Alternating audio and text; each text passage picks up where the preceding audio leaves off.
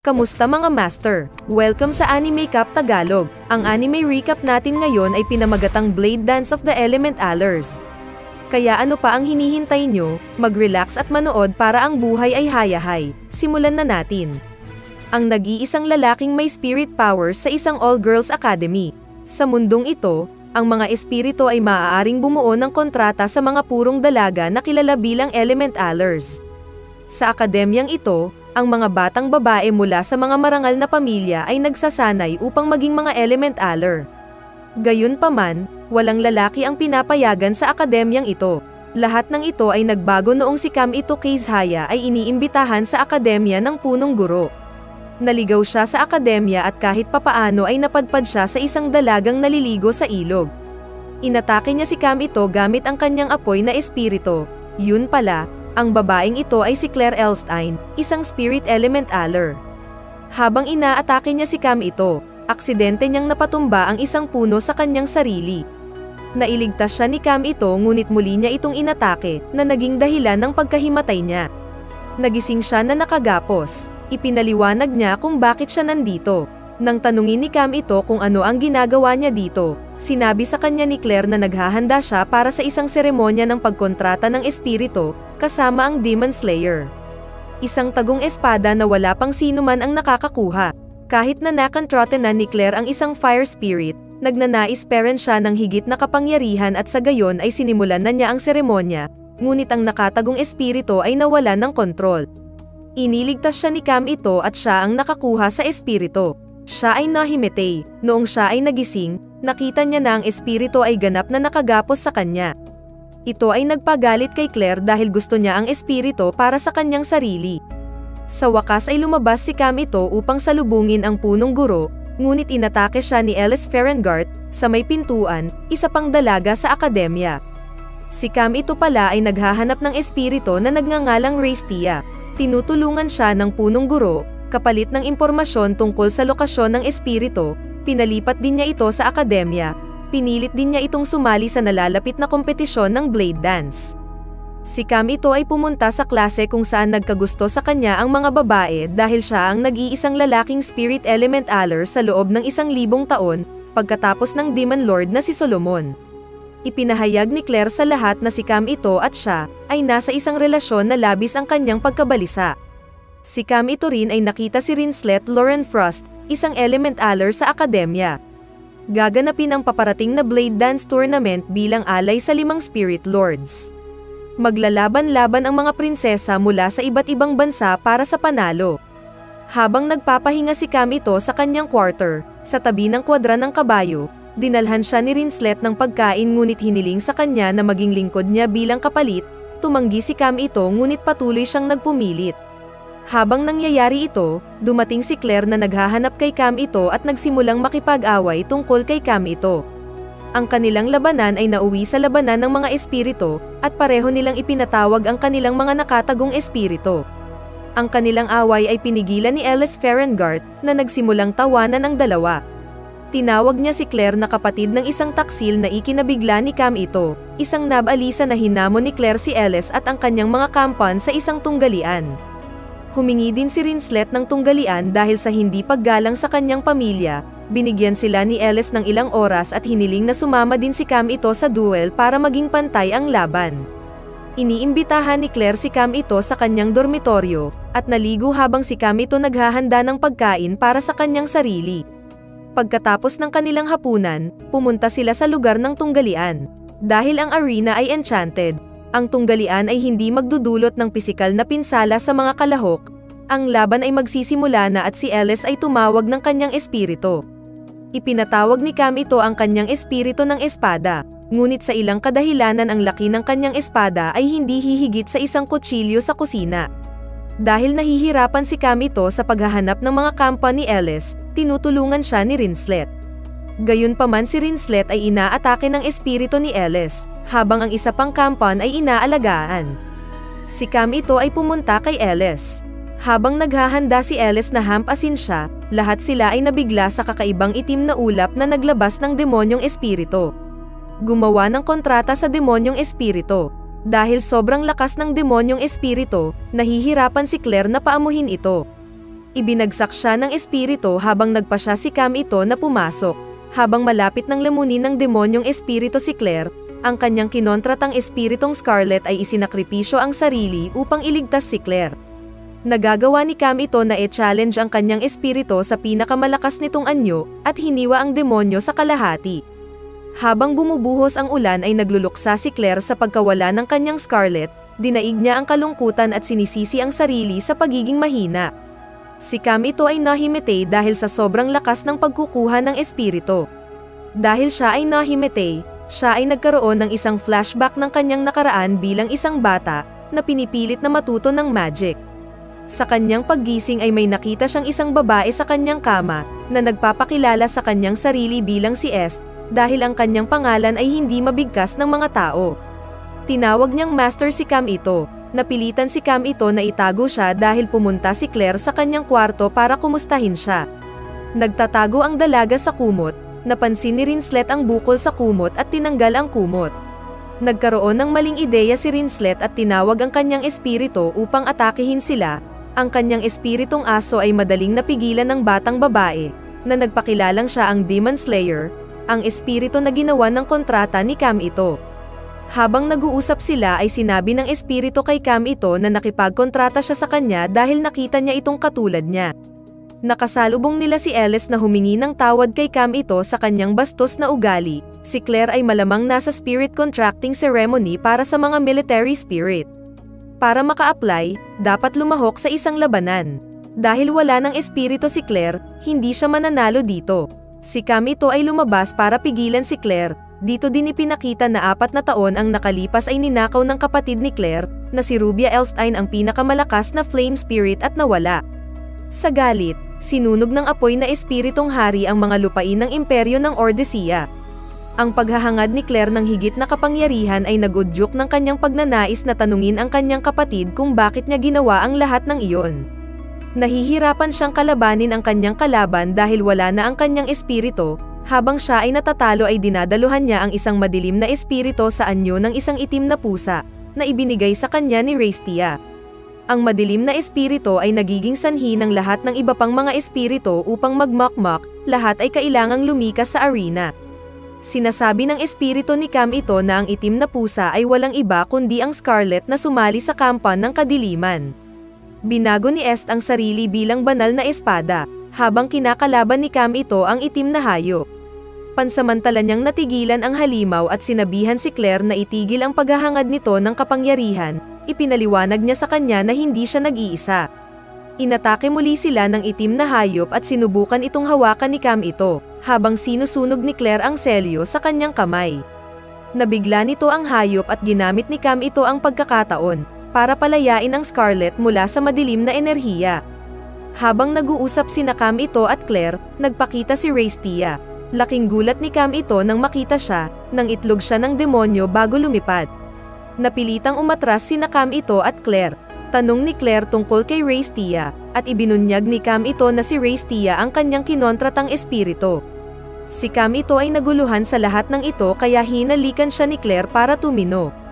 Bumalik sila sa arena upang talunin ang masamang espiritu, gamit ang kanyang espada, hiniwan ni Cam ito ang demonyo sa kalahati. Ang mga galaw ni Cam ito ay nagpapaalala kay Claire ng isang napakahusay na blade dancer, si Ren Ashdal. Nahimatay si Cam ito at nagising na may nakita siyang nasa tabi niya, na ikinagagalit ni Claire noong binisita siya nito. May flashback si Cam ito kung saan niligtas niya ang isang babae sa masamang espiritu, nabunyag din na si Cam ito at si Ren Ashdal ay iisa, na nagpapanggap na babae. Tumingala ang babaeng iyon kay Ren at gusto ng paliwanag ni Cam ito. Sabi ni Cam ito na may hiling siya na gusto niyang matupad, nangako ang dalaga na itatago ang sikreto. Balik sa kasulukuyan, nilipat sa akademya ang babae. Samantala ang Blade Dance Battle ay magsisimula na sa loob ng 2 buwan. Dahil ang paligsahan ay lalaban sa mga koponan, ang guro ay nagsasabi sa mga mag-aaral na bumuo ng mga koponan. Kahit 5 tao ang bawat koponan, si Cam ito at si Claire lang ang nasa team nila. Magsisimula na ang laban ng pangkat at tanging ang nangungunang 3 koponan lamang ang makakasali sa torneo ng Blade Dance. Mababang ranking ang natatanggap ni Claire at Cam ito dahil sa hindi magandang performance nila sa team battle. Habang kumakain sina Claire at Cam ito, sumama sa kanila si Rinslet at sinabihan sila tungkol sa bagong transfer student. Pagkatapos ay pinag-uusapan nila na wala silang sapat na mga miyembro ng koponan. Naiintindihan ni Cam ito na gustong sumali ni Rinslet sa kanilang team, ngunit masyadong mapagmataas para magtanong. Isang batang babae ang tumawag kay Cam ito at sinabing kailangan silang makita ng punong guro.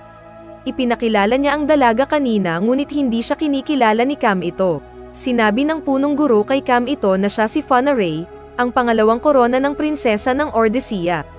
Samantala, si Raestia naman ay nakikitang nakikipagsapalaran sa emo na lalaki. Inilalarawan ni Fauna Rey ang kanyang sarili bilang isang nawawalang reyna, pagkatapos ng pagtataksil sa kapatid ni Claire, si Rubia. Siya ang napili para maging kahalili niya ngunit pinili niyang bumaba sa posisyong iyon. Bilang isang resulta, siya ay natanggal mula sa marangal na pamilya. Itinalaga ng punong guro ang gawain ng pagprotekta sa prinsesa kay Cam ito. Kung matagumpay niyang nakumpleto ang misyon, tataas ang ranggo ng kanyang koponan. Sinabihan niya si Cam ito na imbestigahan ang spirit mining town ng god na kani-kanina lang ay nakakaranas ng lindol. Ang sabi ng punong guro na ang isang masamang espiritu ng militar ay maaaring nasa likod ng mga lindol, ang trabaho ni Cam ito ay seal off ang espiritong iyon kapag nahanap niya ito. Samantala, ang presensya ni Raestia ay napansin ng punong guro. Habang si Cam ito at Fauna ay naglalakad, tinawag niya itong si Ren Ashdal at sinubukang ipaalala sa kanya ang oras na iniligtas siya nito. Pero hindi niya maalala, nagawa ni Cam ito na panatilihin si Fauna sa kwarto ni Kalir, ngunit noong nakita ni Fauna ang relasyon ni Cam ito at Claire, nagselos siya at hinamon si Claire sa isang tunggalian. Kapag nanalo si Claire ay aalis siya kwarto si Fauna, iginiit ni Fauna na ang kanilang tunggalian ay isang pagluluto. Na-overcook ni Claire ang kanyang pagkain kaya ito nasunog, habang si Fauna naman ay nagluto ng royal delicacy at nanalo sa laban. Samantala ang misteryosong emo boy na nakasuot ng itim na balabal ay nakapasok sa academy at pinatumba ang mga kababata ni Ellis. Si Cam ito at mga babae ay tumulong habang papatayin na sana si Ellis, nagnakaw siya ng mga selyadong dokumento mula sa library, at tumakas kasama ang mga ito. Sinundan siya ni Cam ito at Claire. Binalaan siya ni Ellis na may dalang dalawang espiritu ang kalaban. Hinarap ni Cam ito ang bata ngunit pinakawalan ang pangatlong espiritu. Ipinakilala ng batang lalaki ang kanyang sarili bilang si Gio Anzagi, ang kahalili ng sinaunang Panginoong Demonyo na si Solomon. Malapit nang sasalakayin ni Ozzy si Cam ito, ngunit tinulungan siya ni Fauna. Inatake ni Gio si Fauna ngunit hinarangan ito ni Cam ito at nasugatan ang sarili sa proseso, nakatakas si Gio. Habang gumagaling si Fauna, dumating si Cam ito para i-check up siya. Napilitan siyang tumakas kasama si Fauna nang magselos si Claire at pagbabanta ang susunugin sila. Nang makalayo kay Claire, tinanong ni Cam ito kung paanong alam ni Fauna ang sikreto. Sinusubukan ni Fauna na ipaalala sa kanya ang nangyari ilang taon na ang nakalipas sa pamamagitan ng pagbibigay sa kanya ng mga pahiwatig. Sa wakas ay naalala niya si Fauna na isang babae na iniligtas niya noon, gamaan ang loob ni Fauna at umamin na may gusto siya kay Cam ito. Sinabi rin sa kanya ni Fauna na bumuo ng isang koponan kasama niya, dahil madaragdagan nito ang kanyang pagkakataong manalo sa kompetisyon ng Blade Dance. Pagkatapos si Cam ito at ang kanyang koponan ay tumungo sa mining town, upang imbestigahan ang mga lindol.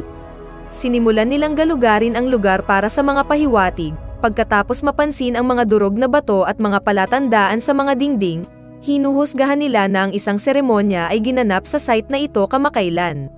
Nakarinig sila ng malalakas na tunog ng away at sinusundan ang pinanggalingan ng tunog. Nakita nila si Gio na tinatalo si Alice sa isang laban. Si Cam ito ay iniligtas si Alice, ngunit si Gio ay nagpatawag ng espiritu ng usok na nagpapahina kay Cam ito at sa kanyang koponan. Umatake si Ellis gamit ang wind attack na nakaka-distract kay Gio. Inilabas ni Cam ito ang kanyang espada upang makipagkumpetensya kay Gio. Si Gio ay umatake gamit ang kanyang sariling espada na tinatawag na Gladius. Si Cam ito ay nakakuha lamang at nabasag ang Gladius. Gayunpaman, si Gio ay may maraming espiritu sa kanyang utos kaya siya ay nagpatawag ng isa pang espada. Sa proseso ay malubhang nasugatan sina Rinslet at Claire. Naglunsad si Gio ng projectile attack kay Fauna na hinarangan ni Cam ito. Gayunpaman, nasaktan siya sa proseso at lumiit ang kanyang espada dahil sa sobrang paggamit niya ng enerhiya. Naghanda si Gio na ipatawag ang kanyang pinakamalakas na espiritu, si Thanatos, na ibinigay sa kanya ni Raistia. Humakbang pasulong si Fauna at gumamit ng Bloodstone para ipatawag ang isang espiritu para labanan si Gio. Naglunsad siya ng pag-atake na nagdulot ng malaking pagsabog. Nakatakas si Gio sa gitna ng pagsabog.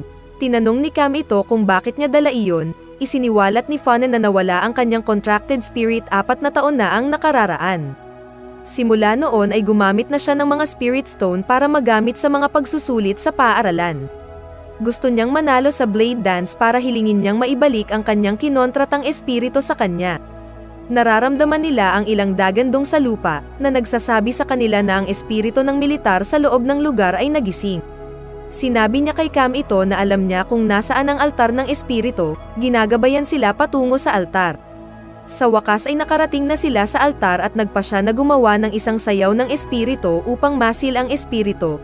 Ngunit bago nila magawa iyon ay kailangang linisin ng mga kababaihan ang kanilang sarili sa pamamagitan ng pagligo sa lawa. Habang naghihintay si Cam ito sa labas, bumalik si Gio para sa round 2. Habang naglalaban sila, napagtanto ni Cam ito na ang lahat ng mga espiritong ginagamit ni Gio ay talagang isang beses na nagtatagong mga espiritu. Tulad ng mga batong ginagamit ni Fauna, wala pa siyang pinaamo ni isa sa kanila. Nagagalit ito kay Gio na umaarangkada, ngunit naibalik sa kanya ang kanyang mga atake. Sa galit, gumamit siya ng madilim na espiritu kay Est. Ginagamit niya ang distraction na ito para saksakin si Cam ito. Habang naghahanda siyang maghatid ng nakamamatay na pag-atake, inatake siya ng koponan ni Cam ito mula sa likuran. Si Fauna ay sumayaw upang selyuhan ang espiritu na nagsimulang maimpluwensyahan ang lahat ng mga espiritu na nakulong sa loob ng katawan ni Gio. Sa pagkatalo ni Gio, nagpakita ulit si Raistia. Tinanong siya ni Cam ito kung bakit niya ginagawa ang lahat ng iyon. Sinabihan siya ni Raistia na malapit na niyang makilala ang babaeng nasa likod ng lahat. Bumangon si Gio at nagmakaawa kay Raistia na bigyan siya ng kapangyarihan. Si Raistia naman binigyan si Gio dahil sa awa, at ginamit ni Gio ang espiritu para agad na atikihin si Cam ito.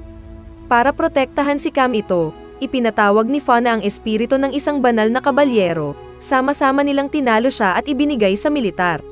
Malapit na ang festival ng Valentina, kung saan lahat ay nag-aalok ng mga baked treats sa kanilang spirits at chocolates sa kanilang mga nagugustuhan.